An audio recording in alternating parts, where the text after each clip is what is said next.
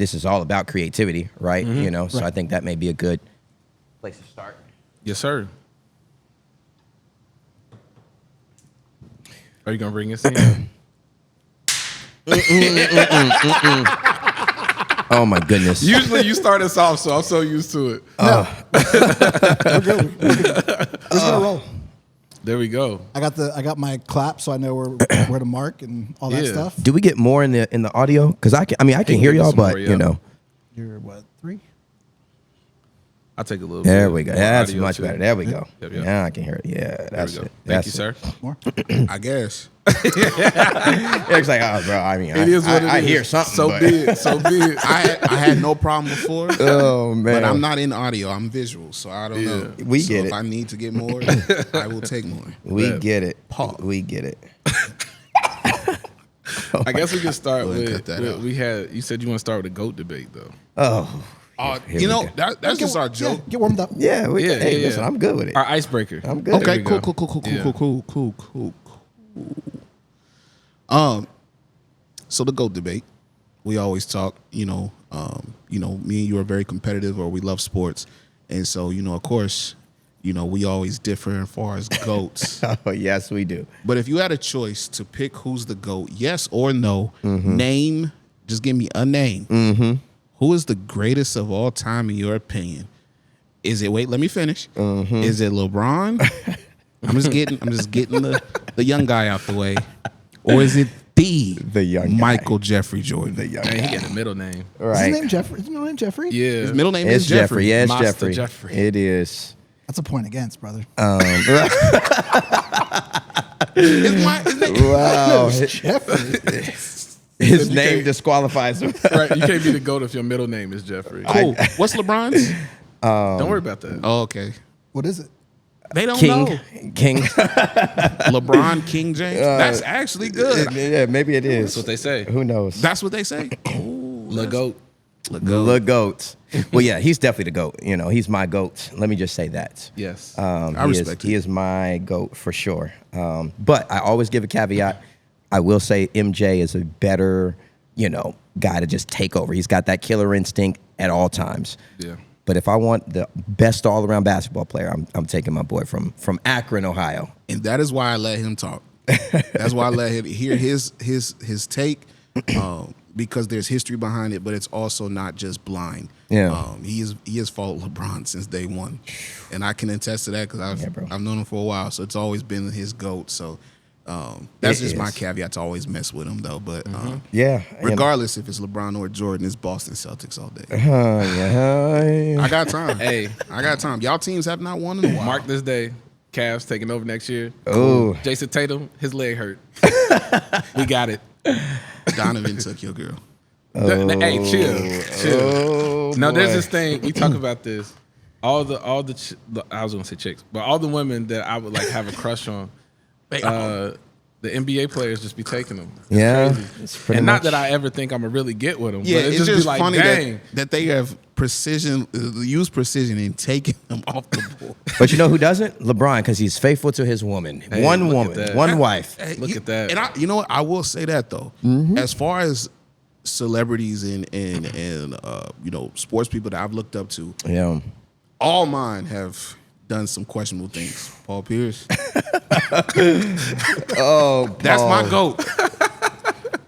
But he did some things, and I'm just like, yeah, I'm just have to. He wild, man. I'm at the rock with it. Yeah, He is wild. But LeBron, his legacy and his family and things that he's done, I can't knock it. I cannot. We have can't. not seen particularly a black man that has been in a high pedestal really has a clean record. Pretty Yeah. clean, man. And then the way he gives back to his community, right? Way he really looks out for Started Akron, right? I mean, he's, hey, again, on the floor, I get it. People love Jordan, and I get it. But overall, I gotta roll with my boy. Now, maybe some recency bias, because I grew up watching MJ like as a kid, but what I've seen from LeBron, man, it's just unmatched. And then doing it at like 40, right? Like he's, bro, It's like impressive. it's crazy. It's impressive. It's impressive. I love it. I love it. Yeah. But It's impressive. It is. he's a great leader. And speaking of leaders, we Yeah. got one on this podcast right now. Yeah. One of the GOATs. Yes. He. I don't even know if we can call it his prime because he's just gonna keep getting better. Nah, that's and the better. thing. Like, it's not. He's like Jason Tatum. It's not there yet. Yeah, I ain't gonna say nothing you can't. because I'm a hater as a Cavs fan. I'll admit it. It's all but good. it's all okay. good. But my brother Keith Turner, What's up, y'all? why don't you just tell the people a little bit about who you are? Oh man, listen, I'm thankful to be with y'all today, be able to hang with my brothers. Yeah, so Keith Turner Jr. I am pastor of Consolation Christian Church. Been there about almost a year. Been an Apple employee for 10 years. Husband, father, co-founder of Cocoa Books. Yes, sir. Where we, really try to make sure that there's diversity in literature. I give my wife the props for being the beauty and the brains behind it. I'm the person who tries to get out the word, but really just trying to make sure that there's diversity in children's books, and hopefully we can expand from there. Yeah. Shout out to Dom. You're right. Shout out to wifey. Yeah, man, I just love Jesus, and I'm committed to, doing my best to operate in the purpose of which he's given me. I'm super thankful for all the people that I serve. They embrace a person with, not as much leadership experience coming in, but I'm growing and learning a lot in that element. So super thankful for the space that I'm in. Requires a lot, but I'm thankful for it. Yes, sir. And we like that. But Keith is somebody, it's dope too to see some people where like they ready to lead. Yeah. And when it came to him getting ready to be a head pastor, I ain't had no questions about it. Not a one. He was ready.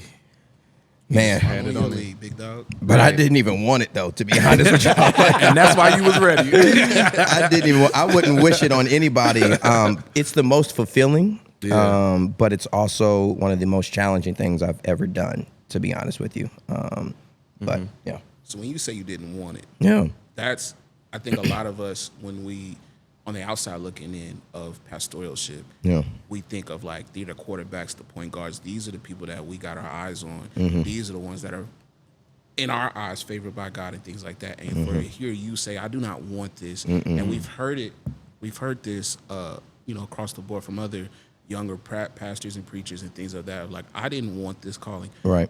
Run me through of being honest with God, of just saying, or were you honest with God of saying like, hey, I don't want this. Yeah. And what was the turning point for you to be like, all right, thy will be done, and you're Right. doing it anyway?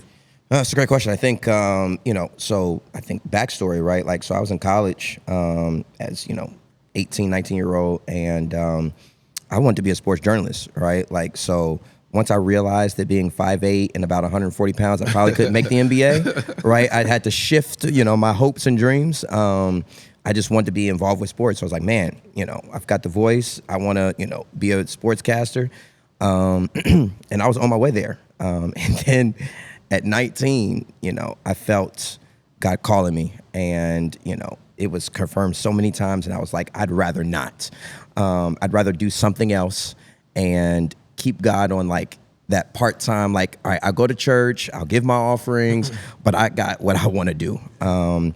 But, I started to embrace it, started preaching at 19, but I still wanted to be a journalist. It's like, all right, I'll preach, Lord, but I still want to do this. I didn't start desiring any type of pastoral leadership until I felt God saying, this is actually where I'm taking you. And I remember having a conversation with a mentor at that point in time. He was like, will you go after what God has called you to, or what you'd prefer to do? And when that was a hard question for me, because like, well, can't I have both, right? Can't I do what I'm called to do and also what I want to do? Yeah. But at the end of the day, I realized that like, if I was a journalist right now, it would take away from what I could be doing as a pastoral leader, right? Like, I'd be at football games on Sundays, basketball games on Sundays, and to be honest, it would have been all about me. My followers getting, being known, being famous, and that was an idol for me, right? I wanted that spotlight. I wanted, to have the blue check mark on Twitter, right? I wanted all of that. I wanted that glory, if you will. But the call to pastoral leadership, really operating in what God called me to, is less of me now. And that's been one of the hardest things, right? Like not trying to measure myself up to where other people are. Not trying to count, their pockets versus my pockets, but God, am I doing what you would call me and have created me to do? And that's, I believe in my heart of hearts, what I'm doing right now. That's dope. Yeah. How do you? Oh, go ahead, man. Oh, go ahead. You got it. Nah, you got it. Okay. So I think we've used the word calling Yeah. and purpose. Yeah. Let's give a baseline to the people. So Yep, do you you right on the same differentiate page. calling and purpose, and Yeah. how does one find either? That's a good question. I think for me, I'm huge on purpose. And the way I would define it is understanding and discovering why God made you the way he made you, right? Darius Daniels is one of my like mentors from afar. If you haven't heard Dr. Darius Daniels, you should know who he is in the Christian fire. faith.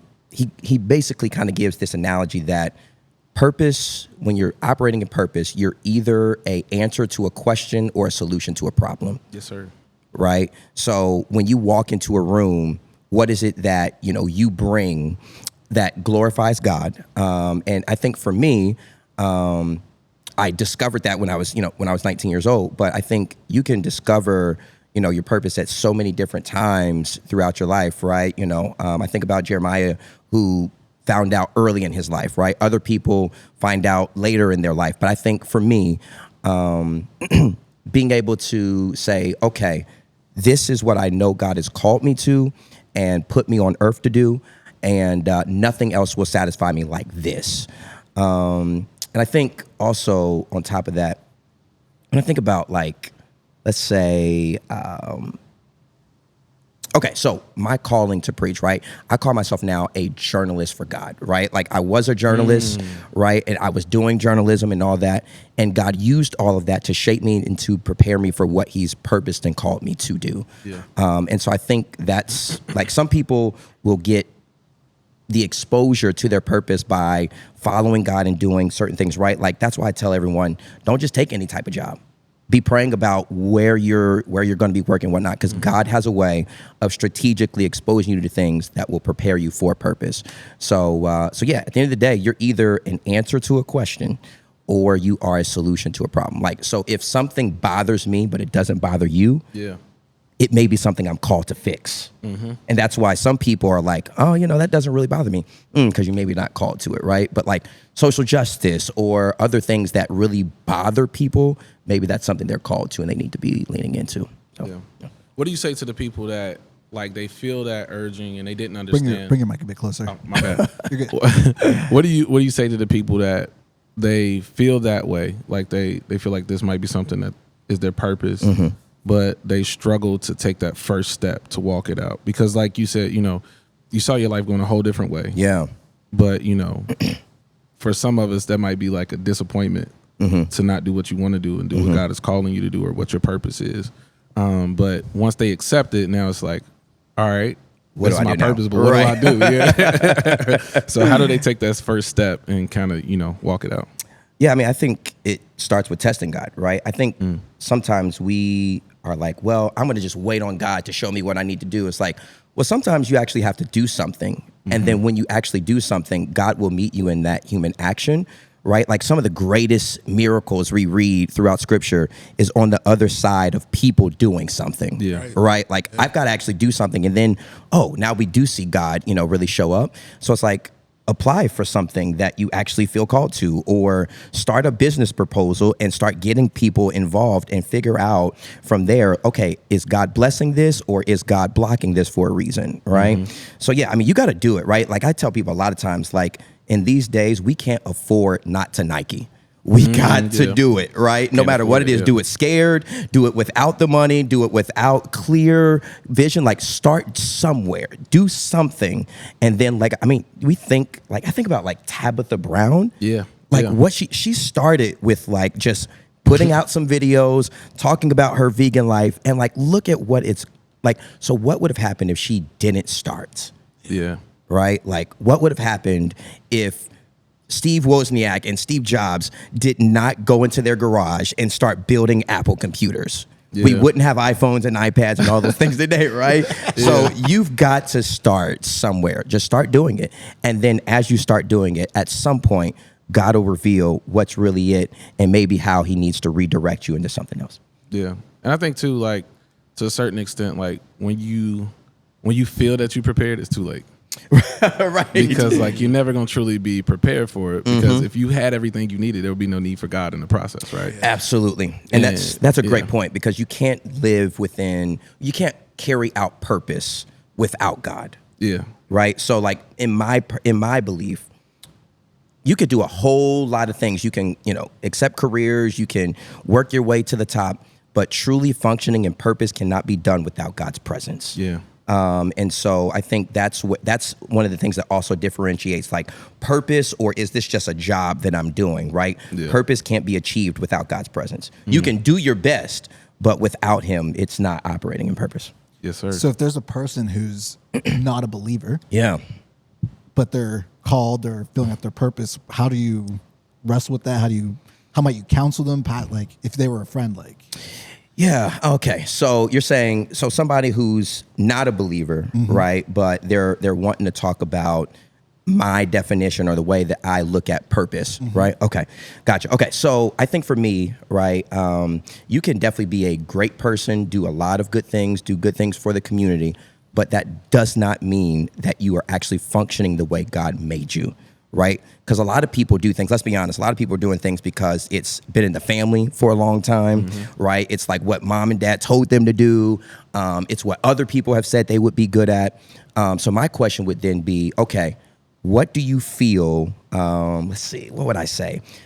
What do you feel the most, because I can't use called if it's an unbeliever, right? Because that doesn't make sense for them. So I would say like, what is a thing that really frustrates you or really gives you a sense of, I feel good doing this, right? And so then if they name that specific thing, sometimes that's the very thing that God wants to redeem and use it for his glory, right? So it's like, okay, I feel good about, this particular business. Okay, have you started the business, or are you working in that area right now, or what is it? And how can God ultimately get glory out of it? So of course I'd have to walk them through what it means for God, an intentional God, to make us the way he makes us and for a purpose, but then get them to see like life is so much bigger than just them, because that's another aspect of purpose, right? It's got to be bigger than me. If it's not bigger than me, it's not God, because I need God in order to do what's bigger than me. I cannot pastor this church without God's presence. Yeah. Like I can't.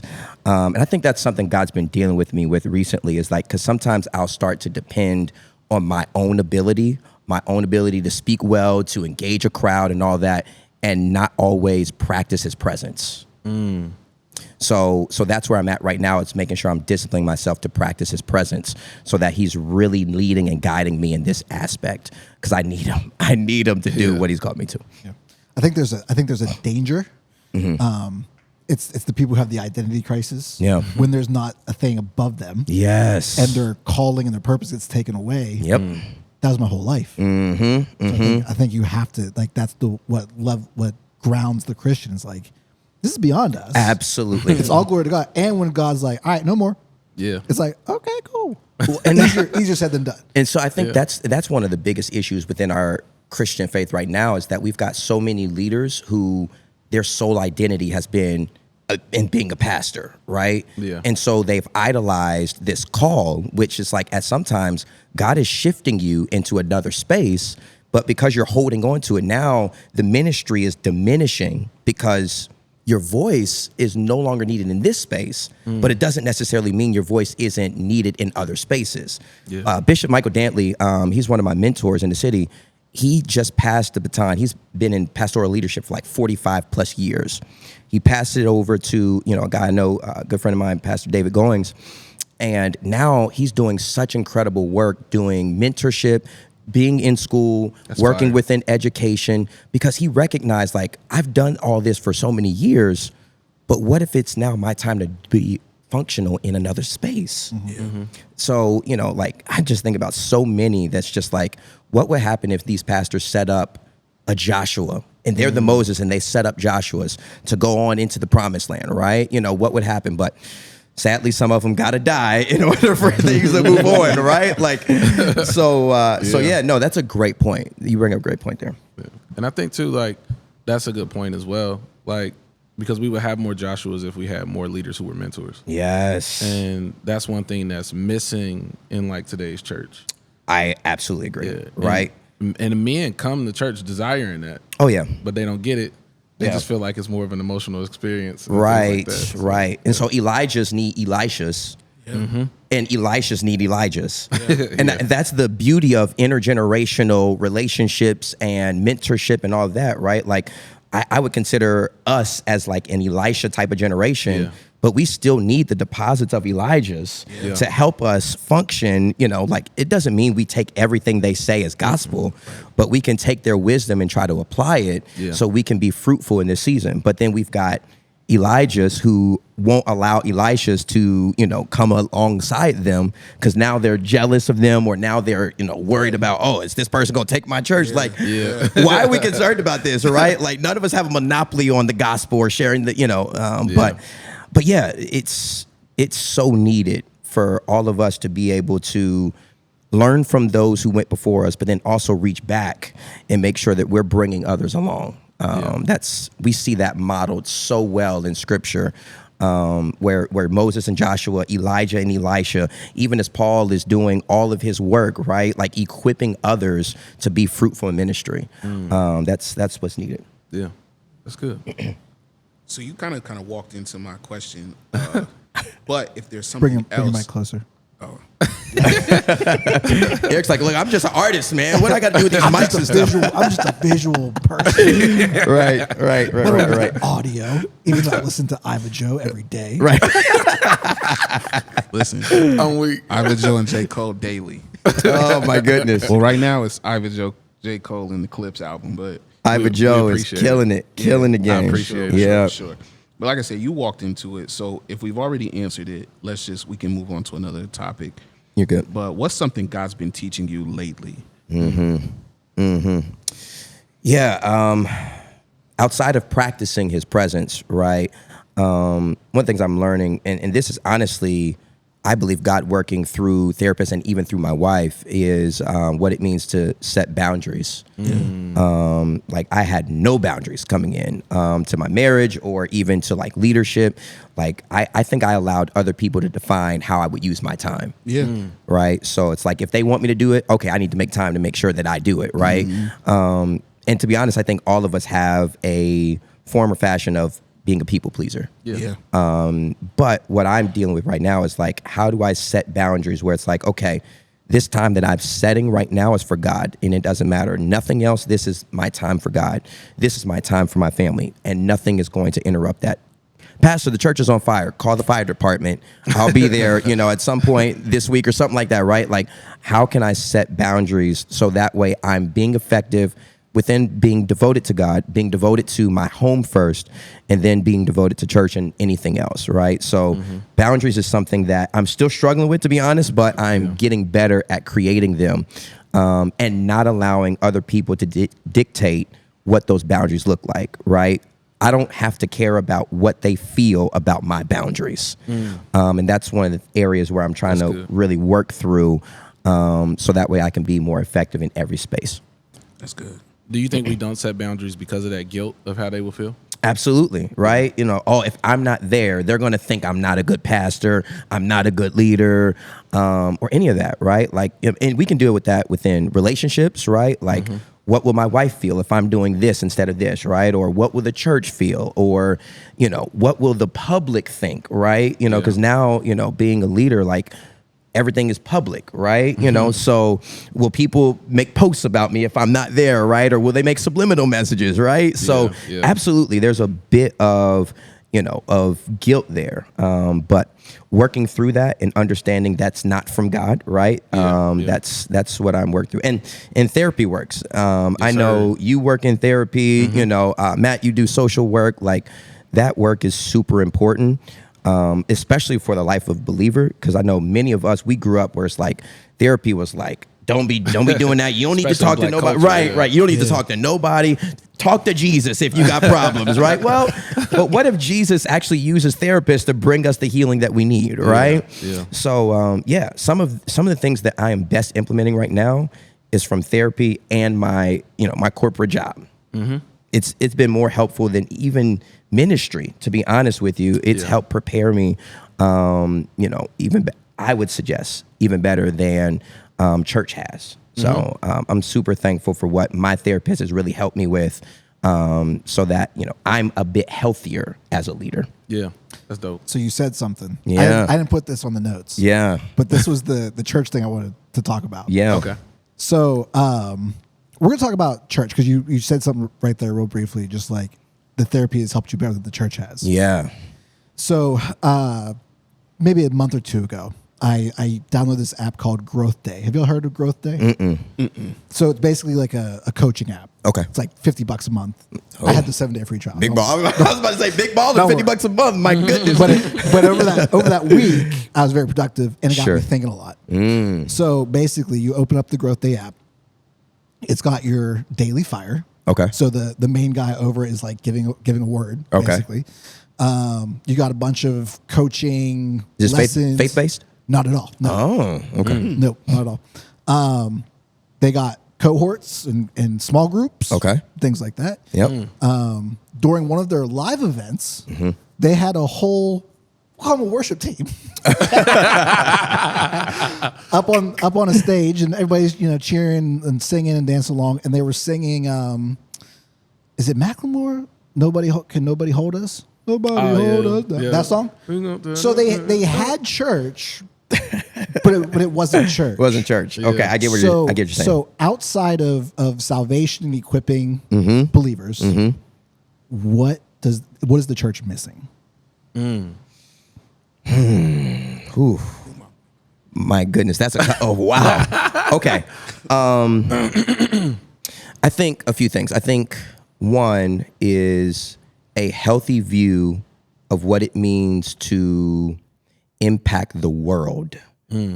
Right? Like, so not just church, but how do we actually be light out? Yeah. Right? Because I think a lot of people, like, we build up good deacons, prepare them to try to be preachers, which that's problematic. That's a whole different conversation.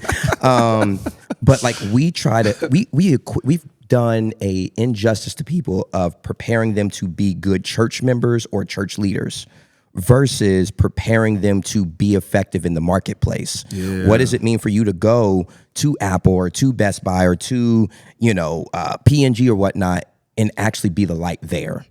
Right. So I think that's one thing for sure. I think two, and this is something that I'm working through within my church right now, is we need a lot more community and a lot less individuality. Yeah.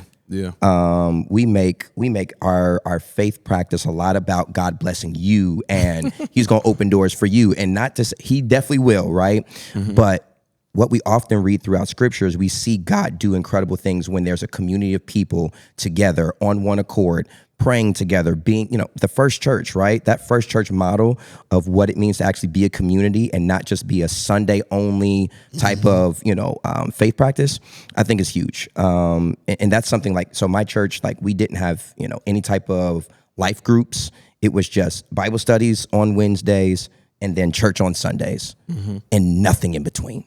Right. So it's like people can mask and fake what they're what's going on within their life for a day or two a week. But when you're actually doing life together, that's how we impact one another. That's how we really get to know what's going on. And so I think the church is definitely missing that. And I'm hoping that we get back to that first church type of model where we're actually communing more than just a day a week. So I think those are probably two things that are, well, and then lastly, I'd probably say a healthy theological framework. I just took my church through Urban Apologetics by Eric Mason, and a lot of them did not know about some of our church history. There was a lot I didn't know, right, growing up, because it was like we got a lot of surface, but not a lot of, hey, here's how you defend the faith. right? And in a world where in social media, there's so many wild things being said, right? Like about Christianity being a white man's religion, even though Christianity was in Africa well before the transatlantic slave trade, right? All of that, like we need a healthy framework so that way people understand why we believe what we believe. We're not believing in white Jesus over here, right? Like that's not truth, right? But to other people, like they get on social media and they hear people talking about how it's the white man's religion. They embrace that as their gospel. Now they're, like, oh, no, I ain't dealing with Christianity. So yeah, I think those are three things that are super, super needed right now for us to really dig in and do some good work. Yeah. Now, do you ever have like the urge when you're looking at social media? And this is me. Is that I scroll through and I'll see Hebrew Israelites or I'll see the white man religion rants and I'll be like, man, I'm about to comment. And I so bad want to defend the faith that way.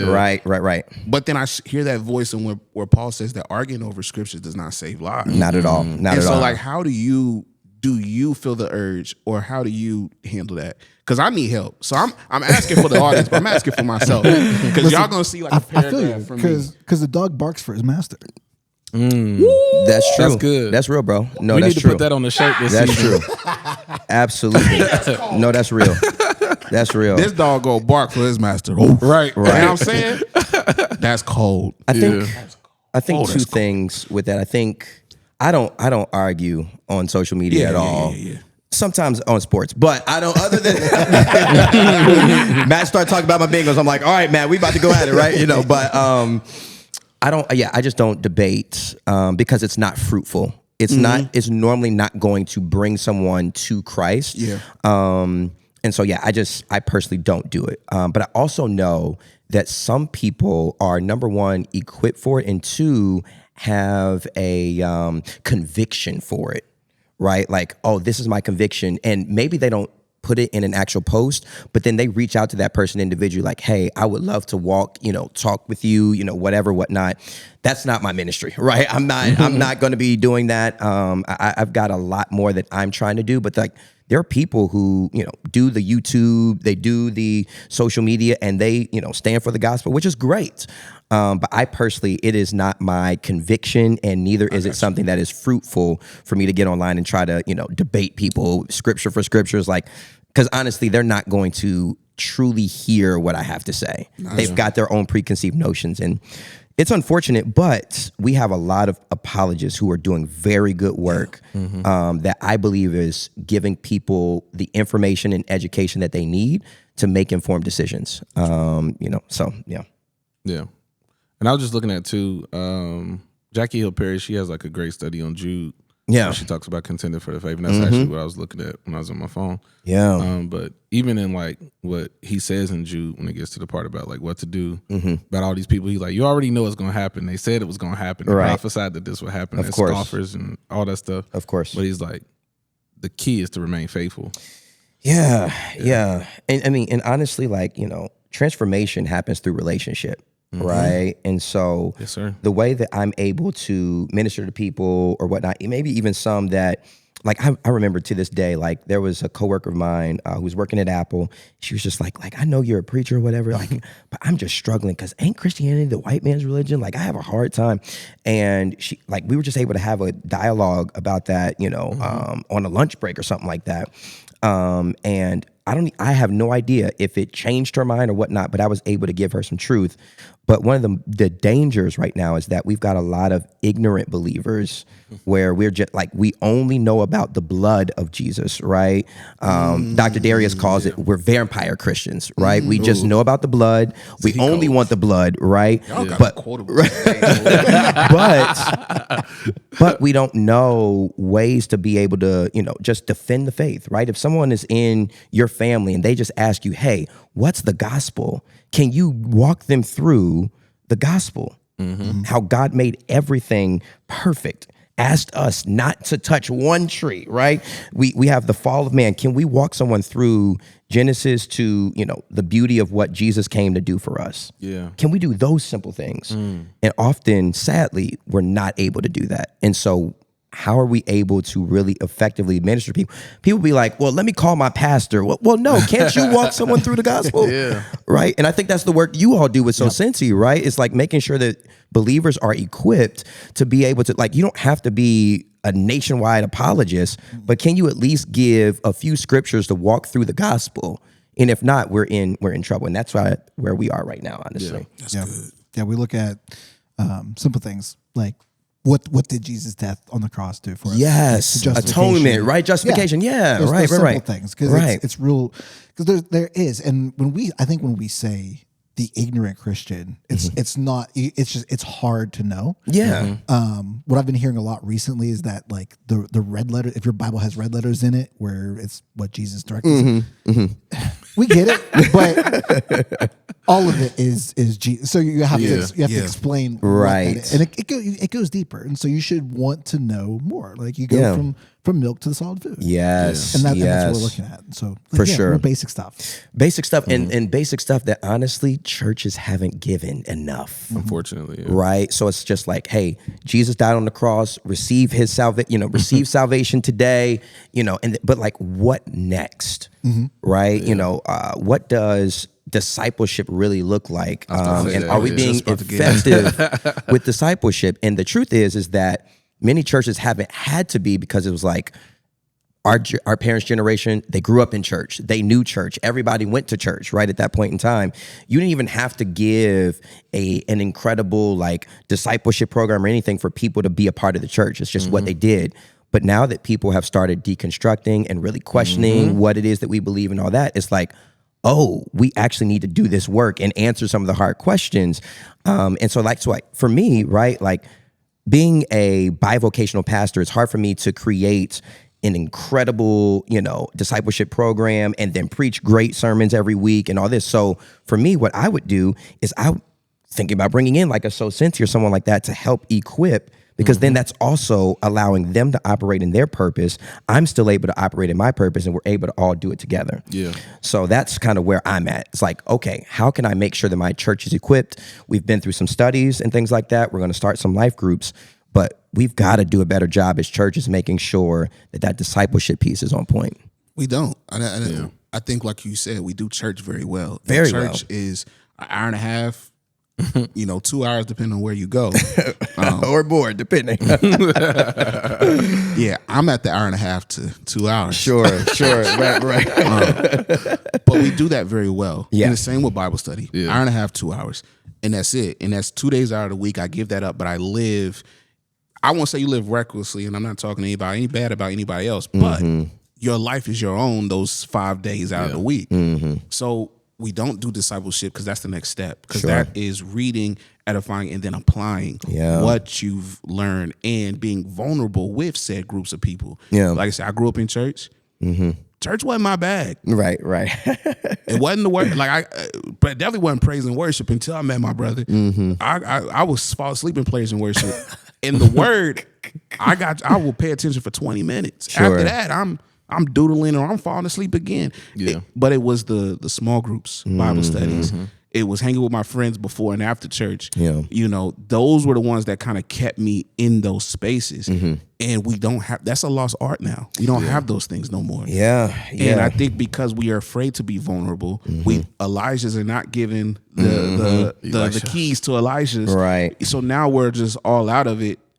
And so that's where I'm passionate at, where you talked about finding what convicts you, what you're passionate about. Yeah. I never thought about that till you said that. Yeah. And now I got to go back and pray of like, all right, God, I feel some way about discipleship and applying the word. That's real. Show me what that looks like. Like y'all done got knocked me over the head. No, but like what you're talking about is making a transition from like building or having just fans of Jesus and going into being Kyle actual Idleman followers. I was about to say right? Kyle Idleman. That Night of Fan book. Fire. If you all listening to this have not read that book, Please. it has been around for years, but it is a challenging but a necessary book for every believer to read. Some have questioned, like, man, am I a Christian reading it, right? But it's real though. Like what he talks about is the actual life of being a follower of Christ. And I think that's very needed, right? And that happens in community and in discipleship. So yeah, it's super important. And so when you start building that, you let me know so you can then come and help, implement it at other churches, because that's the piece, right? Like, not every church is going to have every single thing, right? Like especially some smaller churches, right? Like we don't have the capacity to have divorce care and an effective marriage ministry and an effective singles ministry and everything. So it's like, how can these churches team up together so we can actually build and do the work and not worry about, are they coming to my church? Are they going to be going to his church? It's like, I get it. Like, you got to take care of buildings and all these other things. But like at the end of the day, like, are we joining together to do kingdom work? Facts. And that's what I'm hoping that we'll be able to be doing. I will definitely let you know, where we are at KOG is we're starting men's ministry, which I will be leading that. Good for you, man. And that's what I want. Like, when we first started talking with the pastors about doing this ministry, I was like, I'm not opening it up just to our members. I'm going to be sending flyers out, things like that, to other churches, because I want that. Because we need to be, if we're a part of the body is massive. Yeah, it's huge, It's bro. big, and it has so many different functions. The eyeball can't do what the toe do. The toe can't do what the elbow do. I love that scripture. You know what man. I'm saying? I love it. If it's body, then there's so many different pieces that can work together towards a common goal. Yep. And going to church in Avondale for so long, I was just like, there's a church on every block. It sure is. And I grew up here, and we didn't partner with other churches a lot. We did, but we didn't do it a lot. And I'm like, imagine, you know what I'm saying? Having friends that just come and kick it at the house. Like, you know what I'm saying? Like, we can't be friends, and we only spending time at our isolated houses and not going over and doing life and sharing life with other people. Yeah, bro. So like when we're starting this, which we will start on Saturday, our first lesson is Shameless plug, right? Shameless plug. Shameless plug. That's his podcast. I love it, bro. It's shameless, bro. No shame at all. That means I got to get this out like tomorrow. Then No.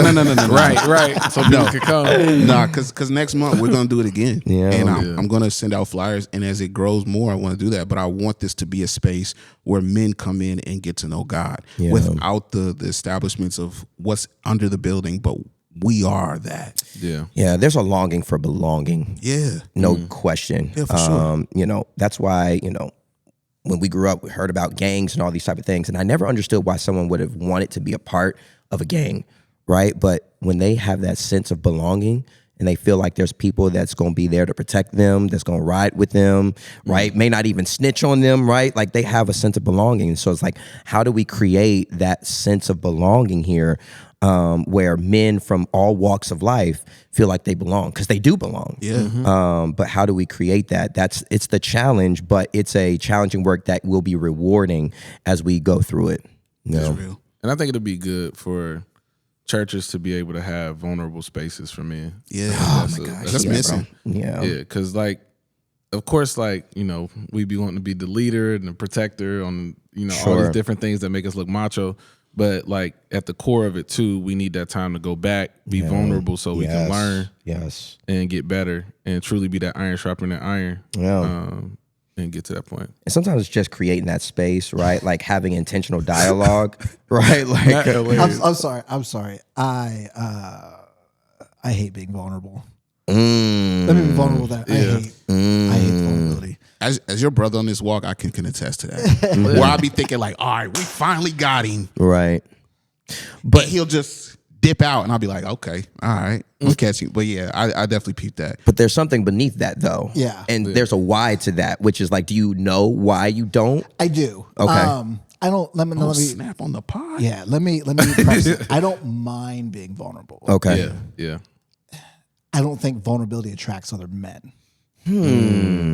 Interesting. That's okay. good. Talk That's more. good. I want to hear more. So like if you're like, oh yeah, we're gonna meet and be vulnerable, or we're gonna meet and hang out, vulnerability happens. Exactly. Okay. Yes. So that's just where my challenge is. So you're not advertising vulnerability. You're advertising a get together, but you're hoping that atmosphere creates the vulnerability. Yeah. Okay. And I understand. And you don't get vulnerability unless you're first vulnerable. Yep. Absolutely, for sure. So you have to lead with that. You have to open up with it. Yes. Say And- less. and I think Tonight it's- it's going down. Yeah, and I think we're I'm about to we're send appropriate. paragraphs. And of course, I differentiate between vulnerability and transparency. Vulnerability is like, I'll let you guys know what I'm going through. Vulnerability.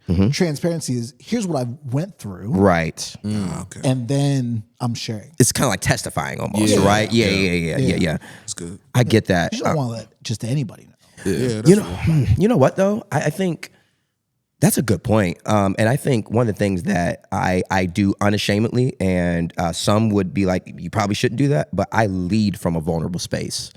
So I've practiced telling my leaders and telling my church people, I'm not okay today. Right? Like this past Sunday, I went in and my heart has just been heavy. I've had like 2 major losses within a week, and I wasn't okay, right? Like now I was still going to be able to preach through my pain. And sometimes that, God will use that to, of course, be glorified. And some people will get even more from a sermon from your broken place than you will from a healed place, right? But I've practiced like telling them like, yeah, I'm not good. Pray with me. I mean, pray for me in that space, or just letting them know like where I am. Now, I'm not saying I, divulge everything, but I've been leading from a vulnerable space. And I think that does help other people stop faking the funk. And then when they come in on Sundays, if they're not good, they're not going to be like, I'm blessed and highly favored. They're going to say, no, today I'm actually struggling. But then you also see them at the altar, or you see them communing with somebody after church, because that's what we need, right? Like, so I think for me, like I do my best to model it and hope that other people will, find the courage to be able to do the same. But it still happens in smaller communities, right? Because everybody's not going to be open, honest, and transparent before the whole church or every Sunday. But I'm hoping that through life groups and community that, we do build that trust and experience more of it. Yeah. And as a faithful church member Yeah. of 37 years, Right. it's okay if you're just like, hey, you know what? Today we're going to read Ephesians. Yeah. Yeah. That's the sermon. Yeah. Right. Ephesians 1. Let's walk through this, right? Let's see what's in here. They don't explain it. The Holy Spirit. the Holy Right. Spirit did that. Or you're gonna get 15 minutes instead of 25 today. Yeah. But it's gonna be an impactful 15, I promise you, right? But real. but yeah, that vulnerability space, man, I think it's super important. But I do think you bring up a great point, right?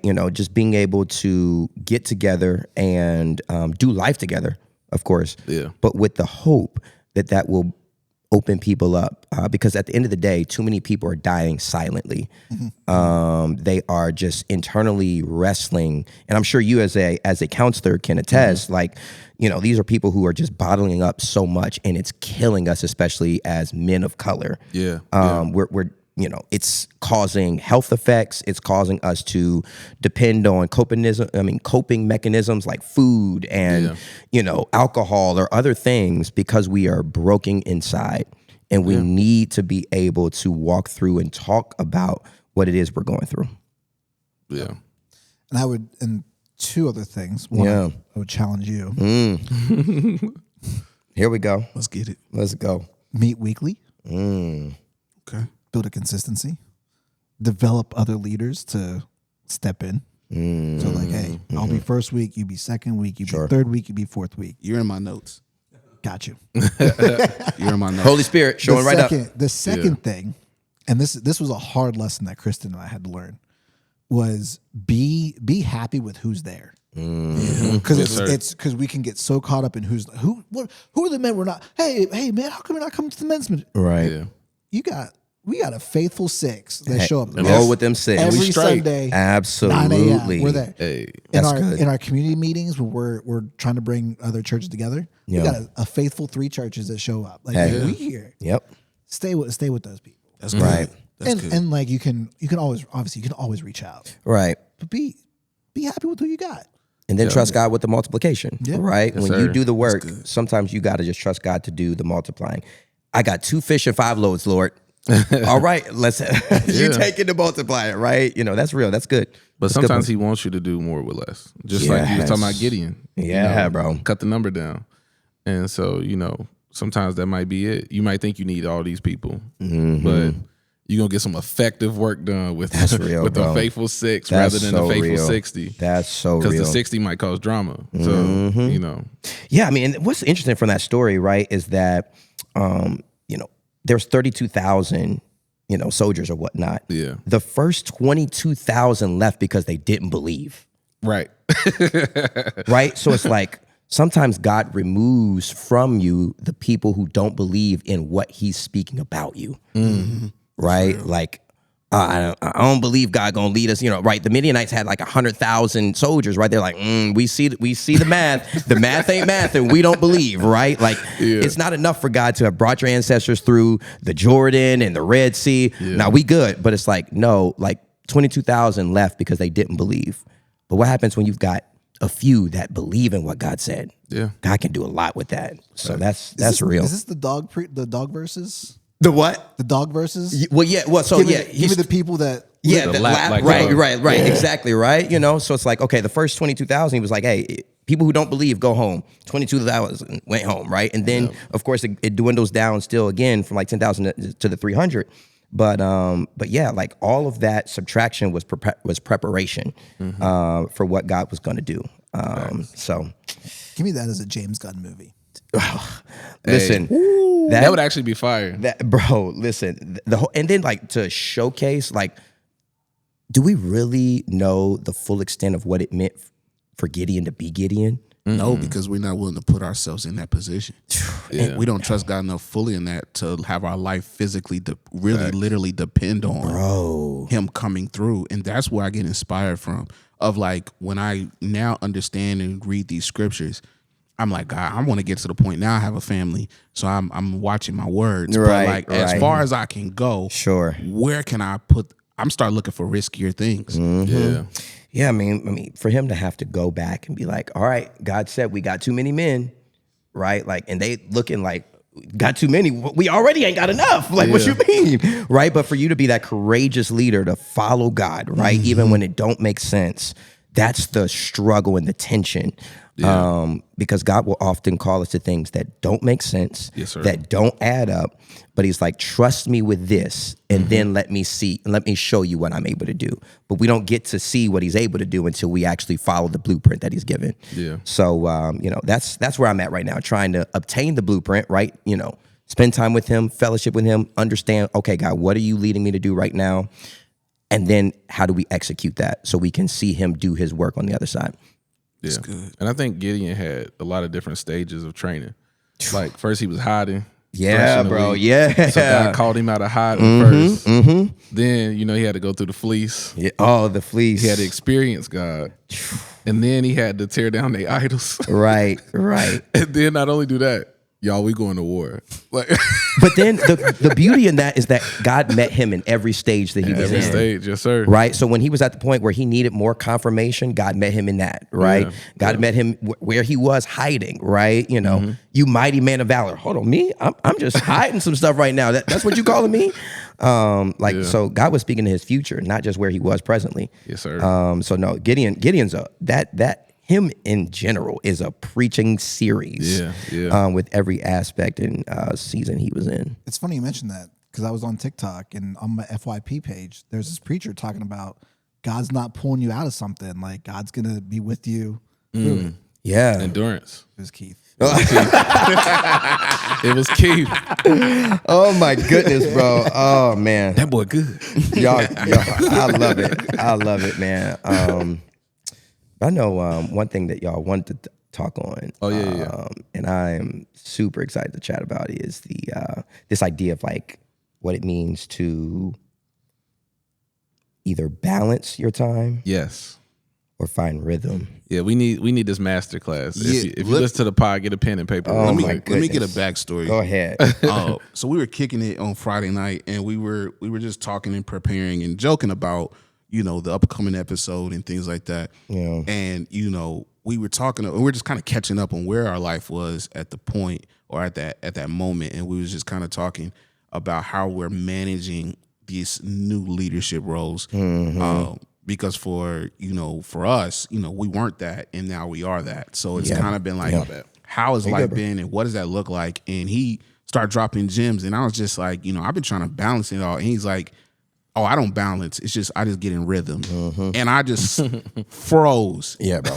And from Friday, Saturday, Sunday, Yeah, bro. I have been stuck chewing on balance versus rhythm. Yeah, man. And recognizing that I can't balance it because there's going to be things that in one area I'm going to give more time to. Absolutely. And then there's other areas where I'm just not going to be as present. And that's okay. But if I'm in rhythm, I'm gonna let you go for it. 'cause Yeah, I guess no. we need I mean, this. it's something that I just started to really get get a grasp of. Because I was always trying to find balance, which balance will mean like you're finding ways to give everything equal time. Yeah. And it just isn't functional at all. So for me, it's, I've kind of reworked it where it's like, I'm going to flow into rhythms, right? It's like I was a drummer growing up and you couldn't use the same rhythm for every song. It just don't make sense. And too often we're trying to put the same rhythm on every song. And it don't work. It don't work. Doesn't work, right? So for me, like right now, I'm in a season where I know work is going to, I work 40 hours a week. I can't, it's non-negotiable. That's what I've got to do. That's the way that I provide for my family. And then I'm a pastor, right? And then I'm technically I'm gonna go in order. I'm a husband and father, and then I'm a pastor, right? Yeah. All of those things are gonna be competing for time, and then let alone time for me to try to work out, time for me to take care of things in the home, right? Try to make sure I have some me time. And so what I've realized is that okay, I'm not gonna be able to have a balance of, everything being equal, but I can't find rhythm. So right now I'm in a season where it's a little bit heavier with certain church things because I know soon in October I'm gonna have a little boy, right? And I'm preparing my church. Thank you. I'm preparing my church for what it's gonna mean for me not to be there for 3 or 4 weeks. And so right now it's a heavy emphasis on preparation for a new baby and all those type of things. And one of the things that my therapist told me that is super important, and honestly I haven't been the best at, but I'm starting to get the hang of, is telling time how it's going to work for me. Yeah. Having a structure of my time to say, okay, I've got to work these 8 hours Monday through Friday. How do I use all my other margins? Waking up earlier, going to bed earlier so I can get rest, so I can wake up and spend time with God, or, how do I spend my lunch hours every week? I've got 1 hour or 30 minutes. How can I use that, right? It's rhythms. It's, and there's some seasons where things are going to be more important. But I think also as people in relationships, 3 of us married, 1 will be married. We're just going to speak that into his life one day, right? But being able to communicate with your spouse on, okay, what areas are most important right now? Yeah. Where do we need to put, a good emphasis of our time and our efforts and energy? And then what can be on the back burner right now? But then there'll be another season where that is a focal point, and now I'm going to put more time in this and a little bit less time here. So that's what I mean by rhythms, right? Finding ways to not balance, but to give time to the things that are most important, and then still give time. So for me, it's one of the things I'm struggling right now is finding time for my own, downtime, what I do for me, right? So I'm trying to schedule in, okay, I'm gonna give myself an hour here on my P5. I'm gonna give another hour here to my P5, right? Or I want to work out, so I'm gonna make sure it's here. But yeah, that's the thing, right? And when you free yourself from realizing there won't be balance, I think that'll help you really be able to navigate choosing things that are both important and urgent. Yeah, that's where you put your time and your efforts, and then let the rest flow. So would you say the first step is debunking that myth that there is balance? Absolutely, because there's not, right? You tell me a successful person who has a balance of time. Yeah. You probably won't find it, but you probably will find someone who's disciplined in rhythm, right? Telling their time, how it's going to work for them, and finding areas, and then also being able to delegate. What do you delegate? What is needing you to do? But then what can you delegate to where you can put your focus and energy on other things? So for me, I don't mow the grass. Don't judge me. I don't do it, right? I have a big yard and all that.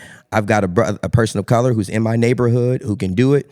My time, it would take me probably double the time. He's got a nice little riding mower, all those good things. I pay him to do that, right? Yeah. You know, so I can free up my time to do other things. That's good. Some people may say, hey, no, I want to mow the lawn. Cool. But I'd rather have that time. And so that's an investment for me. But then, it works out because, he gets discounts from Apple products. I get a little discount on mowing the lawn. It works out, right? Praise God for that. Yeah. That's fine. Yeah. Yeah, man. So that's, balance, man, it is not a thing. It's really not. So let's talk about a couple of things. So, Yeah. so you got a son on the way. Yes, I do. So let me just speak briefly to the church members at Consolation. Uh-oh. Not Consolation Baptist, Consolation. Constellation Christian Church. Christian CCC, Church. baby. So Yeah. come October, he don't have to say it. I'll say it. He don't want mac and cheese. He don't want greens. He don't want cakes. Well, and hold on. pies. Sometimes I do want mac and cheese. He don't want none of that. I do want mac and cheese He sometimes. wants cash. Oh, well, that too. Praise God for that. Yeah. October's also Pastor Appreciation Month. Oh, touche. It all- is. they And it's my all- pastoral anniversary too, right? They don't want nothing. They don't Triple want threat. plaques. Triple C's. They don't No, want that's true. printed certificates. They want cash. Diapers Cash. cost. That's my annual message. That's- every that's- time. that's a good October word. comes, pastors want cash. That's a good word, man. Yeah. Yeah, bro. Can we be clear? They don't get paid enough. Love y'all. This is true. The tithe ain't covering it. It does enough. Right. Listen, it's a blessing, but let's yeah. be clear. Yeah. That's real.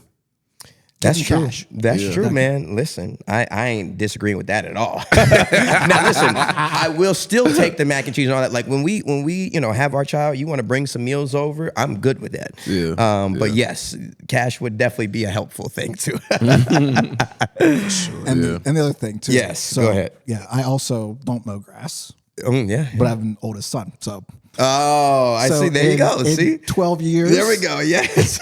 You won't have to pay that guy anymore. Right, So right. he better start making some other investments. There it is, right? Right, exactly, right. On 'cause borrowed time. Listen, I ain't gonna be with Apple forever. But but one thing I will say about that though, and I think this will be super important for some people, is that sometimes you have to be on a job to be able to fund the thing that God is actually calling or Yes.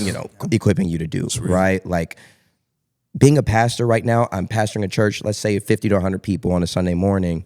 They can't take care of all of my bills, all of my I want 401k, I need benefits. Like it's just not possible right now. So Apple takes care of those things, and that allows me to be able to then do the thing that I'm called to, and it helps us to fund Cocoa Books and all those other things. So it's like sometimes people be like, well, I just need to be able to do what I'm called to do, and it pay me. Well, sometimes that's not necessarily always going to be the case. Sometimes you gotta, and then sometimes God will give you things on that job that will transfer over. Yes, like sir. there's some leadership things that Apple, and that Apple has taught us, bro, that's like, we didn't get this from seminary. We got this from a corporation that knows what it means to Yes, sir. build good leaders, to give good feedback and all that. So that was a little nugget that I thought about when you talked about like the job piece, right? Like it's critical, man. It is critical. And that's why, like I was saying earlier, like every job is not for you, but the things that God does set for you is for purpose. And you need to be taking lessons and, taking them notes and figuring out what them jobs teaching you, because it could be transferable to your next season. Yeah.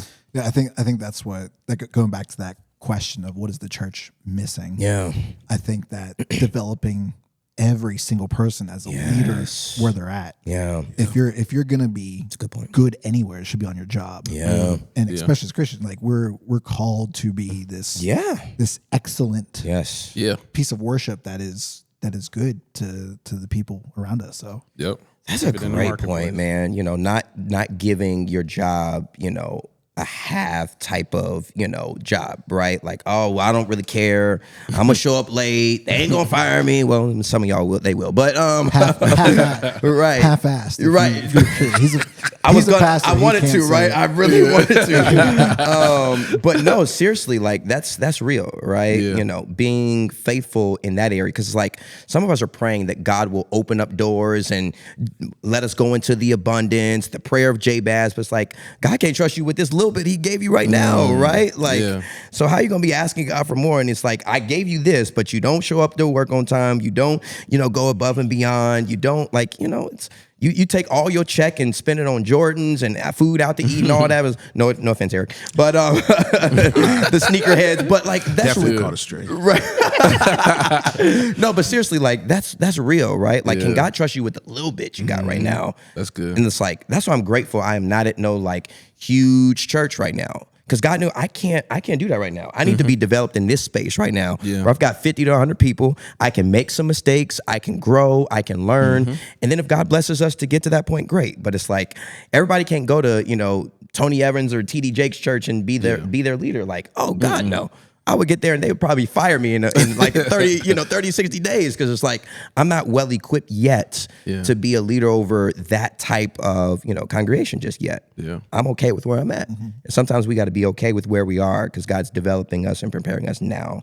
Because I was talking to my boy Brian. We were at the gym, I want to say Monday.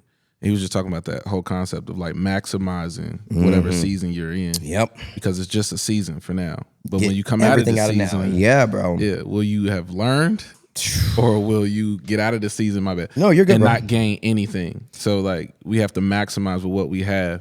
Like you said, the 2 fish and the 5 loaves. Yes, bro. Or even David, he was in the field with the sheep, Yep. but that helped him to be king. Yeah, bro. Yeah. Yeah. Don't make God force you to repeat the same grade over and over. He always said you can't skip the answers on the test. Can't Never skip the let you answers. skip the Can't questions can't and skip twists. the experiences. Right? Like, Yeah.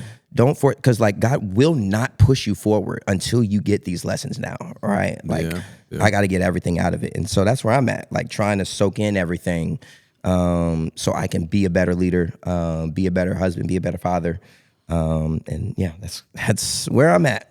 Yeah. And I wanted to get this question in before I know we probably wrap up soon, but Sure. just asking, like I was saying, how are you creative in filling all the multiple roles that you have, right? Yeah. And we talked about it being like actual creativity, but also like kind of like your rhythms and Yeah. everything like that too. Yeah, I think I am leaning into all the previous experiences that I've had to help me create in the present season where I'm at right now, right? Like, so took my church, through, let me say my leaders, I took them through what it means to be able to give effective feedback, something that I learned from Apple. Let me put you all in game for a second.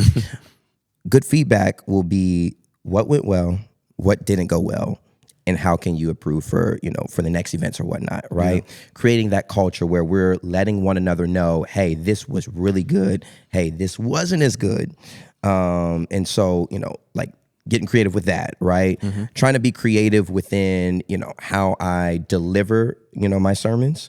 Because preaching to 4 to 5 different generations is hard. Yeah. Right? Like you've got your like churchy people who, you can say praise the Lord and they ready to go, right? They talking back to you. And then there's your others where it's like, I ain't grew up in church. I need you to not give a whole bunch of churchy phrases so I can understand what you're actually saying, right? So it's like bringing in relevant culture while still not losing my older members, right? Like it has been a challenge, right? Like, so let's think, I'm trying to think about, so like I'll use movies a lot in some of my illustrations or introductions, right? Like, so I may bring in Remember the Titans, and a lot of people will understand that, but my super young crowd may not have seen it.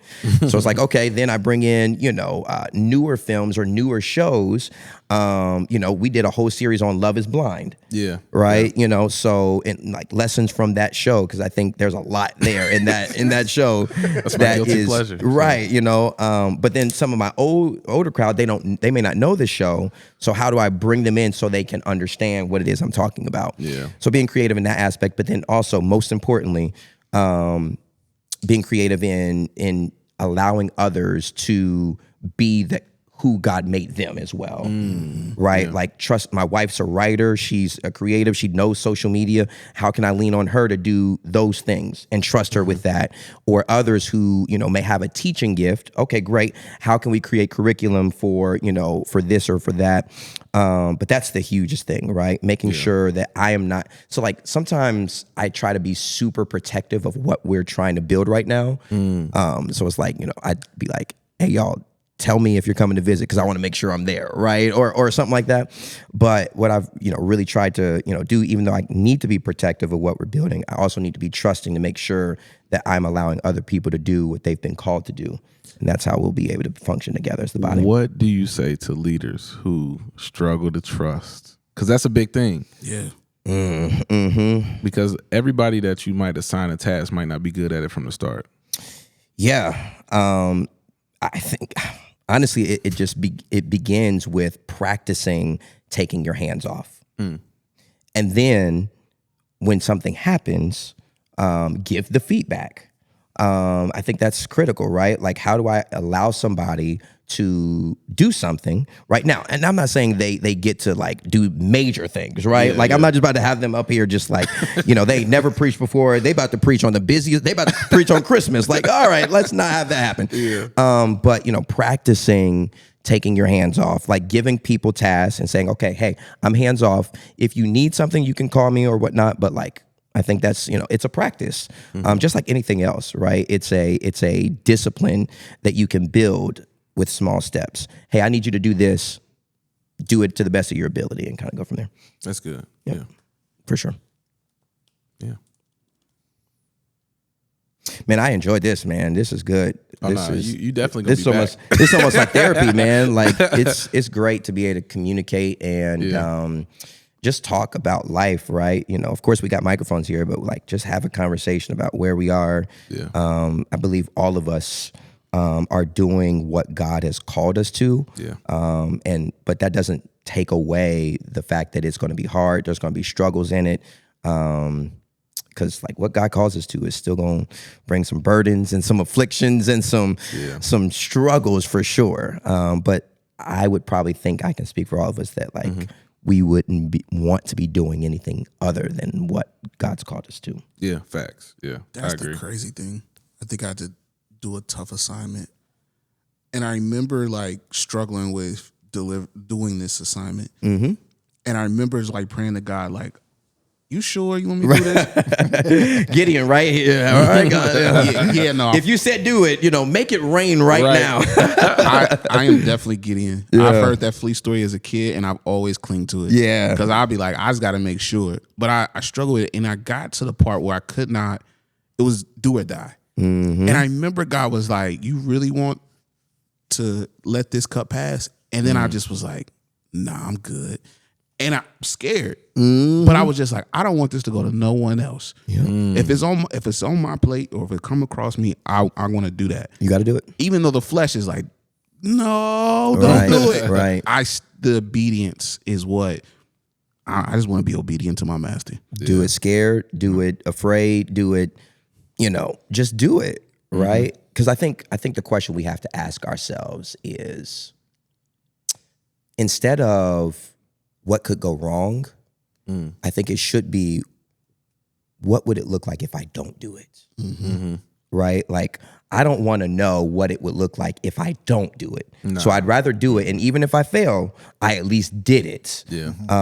But yeah, I'd rather not find out. So it's like, all right, God, let's do this. And you talked about it too. You were talking about the impact on the lives of, like, what would happen if it didn't? Like, you were talking about, like, Wozniak and Jobs. Yeah, right. If they didn't get together and do that, and I don't think we really play into that. Right. Yeah. I mean, like, all the success stories begin with it being crazy. Yeah. It was crazy until it worked. Right. Like, think about the idea of Uber getting into a stranger's car. We got to trust that this stranger ain't going to take us nowhere and cut us up in pieces and anything like that, right? Like, but it started as a crazy idea, and now it's like crazy successful. Yeah. It all started with something that many would deem crazy, but we're all thankful that they did it, right? And so now we've got to also do those things, and trust God with the rest. Yeah. And I like Furtick, he has this book called Do the New You, where he talks about like just being made a new creation and things like that. Yeah. And God doing new things. But he always says like, do what you would do. Yeah. And what he means by that is like, we always be like, if I had $1 million. Right. Da da da da da. Right. But like, now that you got 100, what can you do on that scale? Yep. That you would do if you had 1 million. So Absolutely. Yeah. And I saw this thing on TikTok. It was not Keith, but I'll share. Oh, it. my So, goodness. So credit to that person. If you are scared to do something new, there are people out there doing it worse than you, That is good, man. and yeah. with no plan to improve. They just out here doing it. They're just doing it. Right. That's good. Yeah. And I was thinking of all the cultural things that might have happened, but like since last time we recorded an episode. Yeah. Did the Olympics happen? They did. Yeah.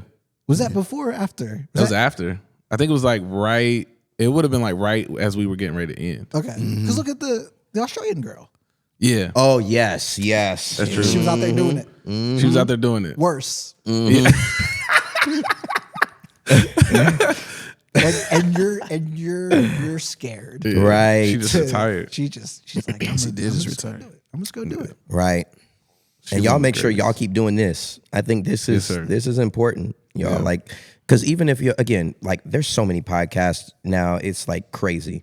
But no matter what, there's going to be some people that's going to listen to this that's going to be bettered or inspired to do the creative work. So like, don't y'all drop this either. Because Yes, I sir. remember what it means to like have something going, drop it, and then never pick it back up. So we ain't got no don't choice. drop this off, right? You know, take your breaks, whatever, Sabbath, you know, sabbaticals and all those good things, but keep this going. You know, like, We 'cause I- catching the people that know us, because it ain't like a whole lot of strangers that listen, but the people that know us be accosting us when they see us. Like, where's season 2? Right. New season coming. Yeah, like, and they should, and they should. So yeah, we definitely gonna keep it going. Yeah, keep this going. It's sure. gonna be good. It's gonna be good. Yes, sir.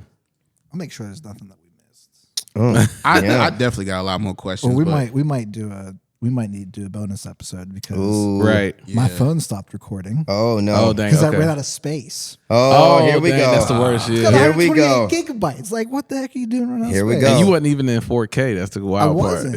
Yeah. So Well, that's a word in there, right? There's a word in there. Delete some stuff to make space for some new Make stuff. some space for some new Shondo, things. right? Some new things. Delete some stuff. Yeah. that was my org. Right. So let's cut it there. Let's take a break. Yeah. Okay. Because I got to use the bathroom. We I can do do we too. can do a bonus one if y'all We can do want. it. Shoot, Yeah, we can I'm do a good. bonus episode. Yeah. I'm good. Sounds good. All right, let's pause here.